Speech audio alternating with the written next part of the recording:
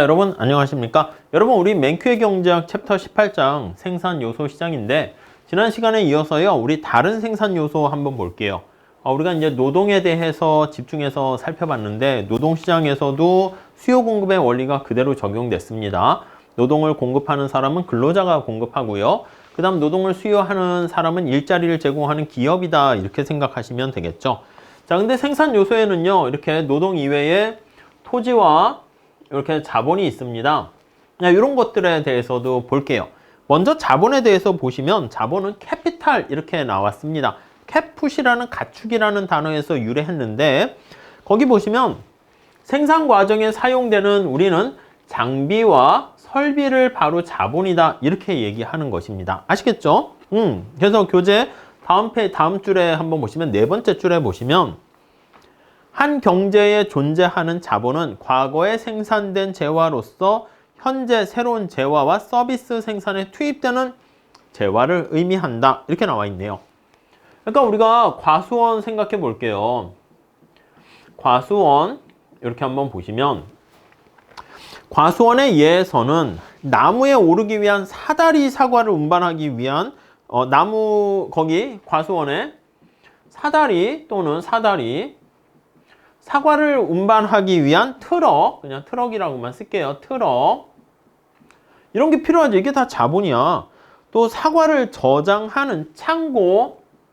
이 저장하는 것도 중요하죠. 저장할 수 있는 능력 때문에 우리가 또 경제가 확대됩니다. 이게 안 그러면 상해서 못 먹게 되잖아. 사과나무? 예, 이것도 맞죠. 이것도 하나의 자본이야. 아이고, 사무라고 썼네. 사과나무? 예. 이해 가시겠죠? 사과나무 이런 것들이 전부 다 자본에 해당한다 라고 보시면 되겠습니다. 자, 우선 토지시장과 자본시장의 균형 한번 볼게요. 자, 우선 첫 번째 줄에 한번 볼까요? 토지 소유자와 자본가가 생산 과정에서 기여한 대가, 우리가 얼마만큼 소득을 받는 게 제일 좋습니까 하면 노동시장에서 어떻게 된다? 네가 생산한 생산성에 맞춰서 임금 받는 게 적당한 거야. 저도 만약에 아침에 조기 축구를 한다 합시다. 저 축구 못하게 생겼잖아. 맞아요. 축구를 못하는데 제가 얘기해. 감독님, 제가 손흥민하고 포지션이 똑같은데 왜 손흥민은 저렇게 많은 돈을 받는데 저는 이렇습니까? 하면 뭐라 그럴까요? 똑같은 선수가 아니지. 기여하는 바가 다르잖아. 축구한다고 다 똑같습니까? 아니죠. 같은 것은 같게 취급하는 게 맞는데 다른 것은 다르게 취급하는 게 맞습니다. 그러니까 제가 기여한 만큼, 첫 번째 줄에 있는 기여라는 말 잘 보세요. 기여한 만큼 소득을 받아가는 게 바람직하다 이렇게 보시면 되겠습니다. 자, 이걸 얘기하기 위해서 우리가 거기 보시면 어떤 생산 요소에 대한 구입 가격과 임대 가격을 구분하려고 합니다. 아니, 우리 생각해 보세요. 구입 가격은 자동차 생각해 볼게요. 자동차. 여러분 집에 자동차 만약에 있어요. 근데 이 자동차를 구입해, 소유하려고 해. 그럼 영구적으로 소유하기 위해서 얼마만큼을 지불하려고 하는가? 만약에 이게 3천만 원을 지불한다 할게요. 3천만 원. 이해 가시겠죠? 근데 때로는 이거를 영구적으로 다 소유를 반드시 할 필요 없어요. 여러분 버스 탈 때 그 버스 여러분 돈 주고 샀어요? 통째로? 아니잖아. 그냥 사용료만 내는 거라고. 그러니까 우리가 렌탈 리스 생각하시면 되겠습니다. 소유가 아니라 임대하는 거와 렌탈하는 거와 집에 안마의자기라든가 정수기라든가 렌탈한다는 것은 버스, 지하철 렌탈하는 거랑 비슷해. 우리가 일정 기간 동안에 사용하는 만큼 돈을 내는 거야. 그러니까 이 자동차를 계속 타면 감가상각되고 비용이 들 거 아니겠습니까? 나중에 마모돼서 못 쓰게 된다고, 폐차 처리해야 된다고. 이걸 만약에 3천만 원을 30년 동안 쓴다? 그러면 그때까지 내가 계속 사용료를 내는 거야. 그래서 만약에 30년 너무 그런가? 20년을 이 자동차를 탄다 할게요. 사용하게 되면은 이 사용료를요, N빵, 물론 이제 미래에 발생하는 가치는 현재 가치로 바꿔야 되겠죠. 그렇게 바꿔가지고 일정 기간 동안 사용하기 위해서 지불하는 금액을 임대 가격이다 이렇게 보시면 돼요. 집도 마찬가지야. 월세로 사는 만큼 조금씩 돈 낼 수가 있고, 됐어 나 그거 귀찮으니까 임대 앞으로 낼 걸 다 합쳐가지고 한꺼번에 목돈으로 지불하는 거, 그거 내가 직접 소유하는 것이죠. 두 가지는 같은 의미라고 생각하시면 되겠습니다. 자, 그래서 의미 자체는 같지만 우리가 두 개 가격은 다른 경제적 힘에 따라서 결정되기 때문에 두 개의 차이를 조금 잘 이해를 해 주셔야 되겠습니다. 우리 앞서 말씀드린 것처럼 노동도 마찬가지입니다. 아니, 노동도 사람의 몸을 사는 게 아니잖아. 노동 서비스를 제공하는 거에 따른 비용만큼 돈을 지불하는 것입니다. 자, 그래서 440페이지 두 번째 줄 보시면 임금도 노동의 임대 가격에 불과하다 이렇게 나와 있고요. 똑같습니다. 수요 공급의 원리가 땅, 토지와 자본에도 정확하게 적용을 할 수가 있고요. 자, 그래서 우리 앞에 그림을 이렇게 한번 보신다라고 하면은 이렇게 한번 볼게요. 여기 토지의 양이 있고 여기 토지 가격이야. 그게 토지 임대료야. 토지를 사용하는 대가, 일정 기간의 대가라고 보시면 되겠습니다. 자본을 사용합니다. 뭐 이런 전자칠판을 내가 사용할 때 직접 돈 주고 소유할 수 있지만 사용하는 만큼 돈을 조금씩 임대료를 낼 수가 있습니다. 자, 그래서 우리 다섯 번째 줄에 보시면 토지와 자본에 대한 수요도 노동에 대한 수요 공급과 같은 원리로 사용할 수 있고요.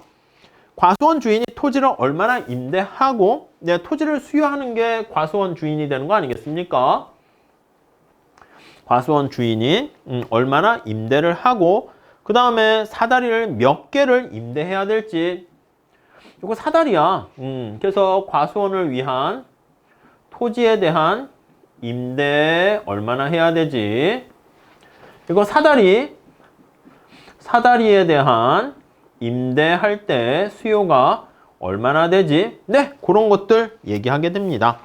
자, 그때 그거는 인부를 몇 명 고용할 것인가와 같은 맥락이다 라고 생각하시면 되겠습니다. 자, 그래서 여기 나와 있는 각각의 임대료다라고 하면은 여기 나와 있는 것처럼 Q라고 표시를 해놨습니다. 그래서 요거는 각각의 다 기여한 만큼 임대료를 부담하게 된다 이렇게 보시면 되겠습니다. 자, 그래서 다음 두 번째 단락 볼게요. 근로자, 토지 소유자, 자본가 똑같습니다. 어느 정도 소득이 돌아가는가 살펴볼 때는 이윤극대화를 추구하는 각 생산 요소의 임대료는 그 요소의 한계 생산 가치와 일치하게 되고요. 거의 기여한 만큼이라는 말 나와 있죠. 자, 마지막 단락 볼까요? 자, 토지와 자본의 구입 가격을 한번 생각해 봅니다. 구입 가격과 임대 가격은 당연히 관련이 있습니다. 네, 여기 보시면 구입 가격과 임대 가격은 당연히 관련이 있어요. 네, 이렇게 구입 가격과 임대 가격은 자, 밑에서 두 번째 줄 볼까요? 토지나 자본이 임대 시장에서 더 높은 임대 수입을 얻을 수 있다면 아니, 내가 이거를 저쪽에서 만약에 더 많은 임대 수입을 얻을 수 있다? 그렇게 되면 토지나 자본의 구입을 원하는 사람은 당연히 더 높은 구입 가격을 지불하려고 합니다. 아니, 여러분 토지 한번 생각해 볼게요. 토지. 서울 강남에 땅이 있고요. 지방에 어떤 서울 강남에 땅이 있습니다. 지방에 어떤 오지에 땅이 있어요. 자, 이 둘의 땅은 크기는 똑같습니다. 근데 누가 물어봐? 왜 강남의 땅값이 비싸냐? 그러면 왜 비쌀까요? 아니, 우리가 서울 강남이 지방에 어떤 외곽에 있는 데보다 커피값이나 뭐 이런 다른 것들이 다 비싸단 말이야. 그럼 우리가 생각할 때는 야, 거기 땅값이 비싸니까 커피값이나 스파게티 가격도 비싼 거잖아. 이렇게 생각하는데 그게 아니라는 거지. 스파게티나 커피를 비싸게 팔 수 있기 때문에 땅값이 비싼 거야. 이해 가십니까? 아니, 서울 강남에는 기업들, 회사들도 많고 지나다니는 사람도 되게 많어. 그러니까 커피를 조금 비싸게 팔아도 여러분들이 회사 앞에 딱 갔는데 커피가 있어. 만약에 3,000원이야. 근데 만약에 지하철 타고 두 정거장 가서 커피를 사와야 되면 거긴 2,000원이야. 아니, 시간과 교통비를 들여서 거기까지 가서 갔다 올래요? 그냥 1,000원 더 내고 여러분들의 회사 바로 밑에 있는 데서 그냥 3,000원에 커피를 사실래요? 맞아요. 그냥 왔다 갔다 하는 비용까지 따지면 그냥 여기서 먹자 이렇게 된다고. 그러니까 서울 강남의 스파게티가 비싼 이유는 바로 뭐냐면 땅값이 비싸서 비싼 게 아니라 스파게티 가격이 비싸니까, 스파게티를 비싸게 살 수 있으니까, 팔 수 있으니까, 그래서 땅값이 비싼 겁니다. 그러니까 이 땅에서 우리가 뭔가 과수원 같은 거 농사를 지어. 여기는 과일이 이렇게 막 한 5개 열리는데 여기서는 만약에 과수원에 과일이 하나 열려. 그럼 당연히 똑같은 노력을 들였는데 얘는 하나 생산되고 얘는 5개 생산되면 여기서 수익이 더 클 거 아닙니까? 과수원을 하더라도. 수익이 더 크게 되면 그에 따른 이 땅에 대한 가격도 비싸지겠죠. 이해 가십니까? 그래서 거기 보시면 맨 마지막 줄 다시 볼게요. 토지나 자본의 구입을 원하는 사람은 임대 시장에서 만약에 수익이 높은 임대 수입을 얻을 수 있는 걸로 생각해. 임대 수익이 발생하게 되면 당연히 토지나 자본의 구입을 원하는 사람도 더 높은 토지에 대한 구입 가격을 지불하게 된다. 이렇게 보시면 되겠습니다. 오케이? 이해 가시겠죠? 자, 그래서 다음 페이지 가보시면 완전 경쟁 시장에서 균형 임대료는 항상 요소의 한계 생산 가치와 일치하게 된다라는 거 알 수가 있습니다. 토지와 자본의 균형 구입 가격은 각 요소의 현재 한계 생산 가치와 지금 현재뿐만 아니라 미래의 한계 생산 가치만큼 우리가 가격이 결정되는데 현재뿐만 아니라 미래에 예상되는 벌어들일 것 같은 그 미래 예상 수입의 현재 가치를 디스카운트합니다. 그거에 따라서 달려있다라고 보시면 되겠습니다. 그래서 구입 가격과 임대 가격은 서로 관련돼 있고요. 앞으로 가치가 더 높아질 것 같으면 임대 수익이 높아질 것 같으면 임대 가격이 올라가면 어떻게 된다? 구입 가격도 당연히 올라가게 된다라는 걸 알 수가 있습니다. 자, 그 다음에 이제 생산 요소들 간의 연관성 해가지고 생산 요소에 지급하는 가격이다 그러면 한계 생산 가치랑 같아지는 것인데 첫 번째 줄 볼까요? 생산 요소에 지급되는 가격은 그 요소의 한계 생산 가치랑 같아지게 됩니다. 임금이다 라고 하면 VMP L 이렇게 하고요. 자본의 가격이다 라고 하면 이거는 자본이니까 VMP K 요거랑 같아진다 이렇게 보시면 되겠습니다. 자, 그런데 생산 요소의 한계 생산 가치는 자, 특히 요거 보이세요? MPL 이게 들어가 있잖아. 자, 그래서 이거는 한계 생산물 체감 현상에 의해서 풍부하게 존재하는 요소의 한계 생산은 작아지게 됩니다. 그래서 낮은 가격을 받게 되는 것이고, 자, 만약에 쉽게 얘기하면 노동이 만약에 풍부하다고 할게요. 노동이 풍부하면 자, 노동자의 마지막에 채용된 근로자는 한계 생산이 체감하기 때문에 체감해서 자, 한계 생산이 떨어집니다. 낮은 한계 생산을 보이게 되고 낮은 MPL이 되고 여러분 낮은 한계 생산이 되면 또 그에 따른 보수는 어떻게 됩니까? 낮은 보수를 받게 돼요. 보수가 임금 이렇게 보시면 되겠죠. 임금도 낮아지게 된다. 이렇게 보시면 되겠습니다. 오케이? 이해 가시겠습니까? 그러니까 반대로 만약에 희소하면 노동으로 할게요. 노동이 희소하면 아니 그러니까 생각해 보세요. 손흥민 선수가 왜 이렇게 연봉이 높고 가치가 높을까요? 손흥민과 같은 선수가 희소하니까 그렇지. 아, 널린 게 손흥민 같은 재능을 가지고 있는 축구 선수다 그러면 어떻게 돼요?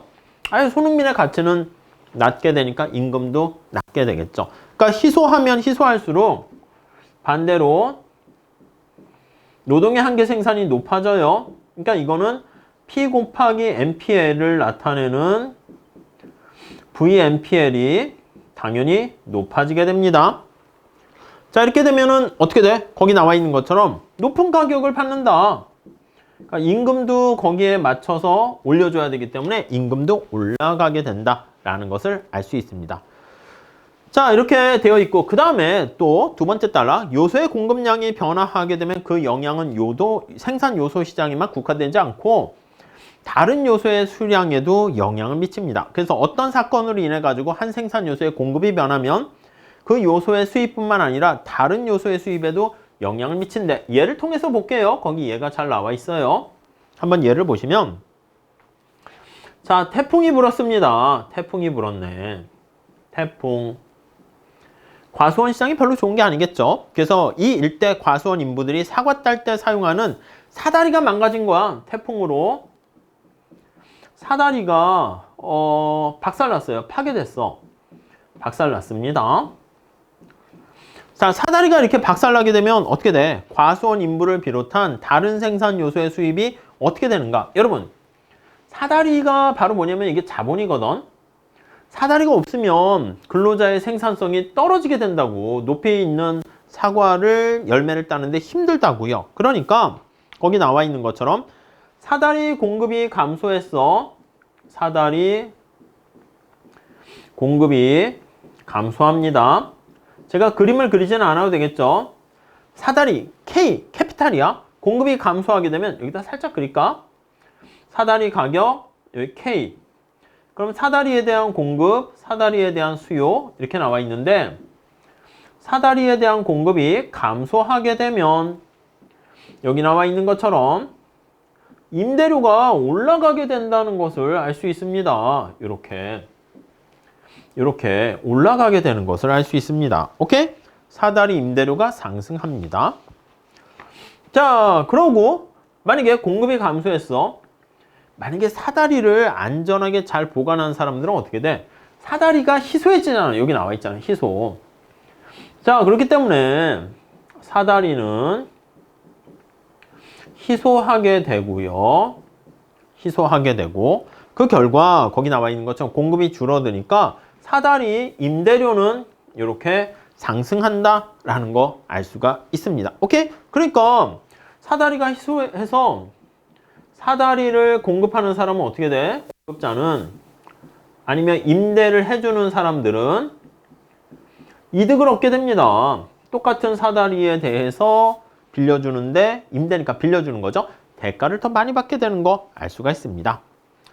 자, 그렇게 정리하시죠. 그리고 과수원 인부들의 노동에 대한 수요는 감소해. 사다리 박살나니까 이게 노동자들이 일을 잘 못해.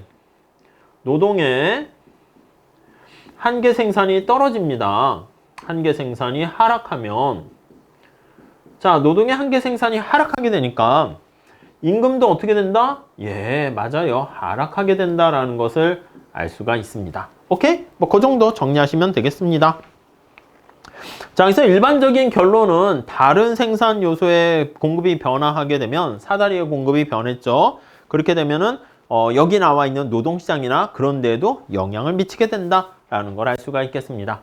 자, 그 다음 밑에 사례 연구 하나 보도록 하겠습니다. 자, 14세기 유럽에 흑사병이 창궐했습니다. 유럽 사람의 3분의 1이 사망을 했네요. 자, 거기 보니까 검은 죽음의 병 이렇게 나와 있는데 자, 흑사병에 걸리지 않고 이제 흑사병 이후에 요즘은 이제 뭐 코로나가 이제 또 대단한 전 세계적으로 퍼져가지고 하나의 획을 긋는 어떤 뭐 상황이 될 것 같긴 한데 사건이 될 것 같긴 한데요. 자, 생산 요소에 대한 어떤 자연적인 실험에 해당합니다. 이 당시에 3분의 1이 죽었으니까 노동이 감소하게 됐습니다. 그럼 어떻게 됐나 봤더니 맞아요. 임금이 노동의 수요 감소, 노동량이 줄어드니까 희소해졌어요. 희소. 자, 그러니까 희소해진 노동에 대한 임금은 2배로 상승했습니다. 그러니까 거기서 일하는 농부들은 이득을 얻게 되었고요. 자, 토지의 생산성은 감소합니다. 땅은 많은데 일할 사람이 없으니까 그로 인해 가지고 지대는 50% 하락해서 지주들은 땅을 가지고 있는 사람들은 손해를 보게 되었다. 그래서 이러한 인구 감소가 다음 페이지 한번 가보시면요. 이렇게 노동의 한계 생산에 영향을 미치고 그래서 임금뿐만 아니라 토지의 가격에까지 영향을 미치게 되었다 하는 얘기가 거기 나와 있습니다. 아시겠죠? 예, 그 정도 봐주시고 위에 읽을 거리도 한번 봐보세요.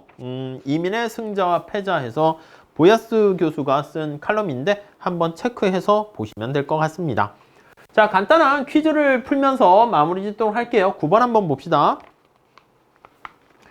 완전 경쟁 시장 제과점에서 케이크를 한 개 20달러에 팔고 있어요. 언제나 정보를 이렇게 나열해서 잘 정리하시면 뭘 물어보는 거야? 이게 보입니다. 빵 굽는 오븐은 오븐이 있습니다. 빵 굽는 오븐 이렇게 해야겠죠. 자, 오븐이 있어요. 자, 오븐은 자, 시간당 30달러에 임대해서 사용한대. 그러니까 오븐을 사용하는데 임대료가 얼마라고요? 비용이 30달러 이렇게 돼 있어요. 그냥 30 이렇게 써도 되고. 네, 오케이. 이해되시죠? 자, 그런데 거기 보니까 이 제과점은 이윤을 극대화하기 위해서 오븐의 한계 생산이 무엇과 같아질 때 아니 이거 오븐을 통해 가지고 물건을 생산했습니다. 생산해서 이걸 내다 파는 거야. 그러면 우리 앞에 얘기한 것처럼 요게 P 아니겠습니까? 오븐을 하나 추가적으로 증가했을 때 생산량이 얼마나 증가하니? 그게 MPK라고 할게요. 오븐이 캐피탈 자본. 그러니까 P 곱하기 MPK 이렇게 얘가 임대료가 비용 아니겠습니까? 여기 나와 있는 임대료와 오븐에 대한 한계 생산 가치가 같아질 때가 최적 이렇게 되는 겁니다. 그러니까 이 P가 얼마라고 지금 20이라고 그랬잖아. 그럼 MPK는 얼마가 돼야 되겠어? 20분의 30, 2분의 3. 오케이? 네, 그렇게 보시면 돼요. 그래서 시간당 K 2분의 3이다. 이렇게 보시면 되겠습니다. 자, 다음 10번 한번 보시죠. 자, 앞에 나와 있는 사다리 얘기 생각하시면 되겠습니다. 태풍으로 몇몇 공장들이 파괴됐습니다. 그 결과 자본의 총량이 감소했어요. 자, 태풍으로 인해 가지고 자본의 총량이 감소했습니다. 자본재가 사다리가 부러졌어. 희소하지 않습니까? 감소로 희소해졌고. 자, 반면에 생산 요소에 관련된 노동은 어떻게 됩니까?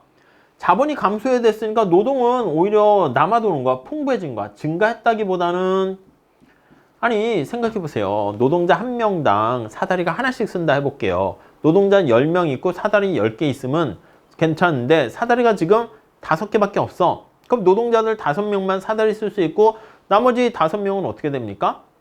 그치. 사다리를 쓸 수 없으니까 놀게 되거나 생산성이 떨어집니다. 자, 그렇기 때문에 이게 풍부해지는 거야. 그러니까 노동에 대한 대가인 임금은 하락하게 되고요. 하락하게 되고 여기 자본은 감소하니까 자본의 가격이야. 임대료야. 사다리를 빌려주는 대가입니다. 요거는 상승하게 된다라는 것을 알 수 있죠. 그 답은 D 이렇게 정리를 하시면 되겠습니다. 자, 그래가지고요 우리가 지금 살펴본 거는 노동시장의 수요 공급을 잘 정리하시고요. 그거 외에 자본과 토지도 노동의 수요 공급과 같은 맥락으로 한계 생산 가치 그리고 그에 따른 임대료 그게 같아질 때 결정된다 라고 보시면 되겠습니다. 아셨죠? 자, 여기까지 정리하시고 뒤에 연습 문제 잘 한번 풀어보시면 좋겠습니다. 여기서 마칠게요. 감사합니다.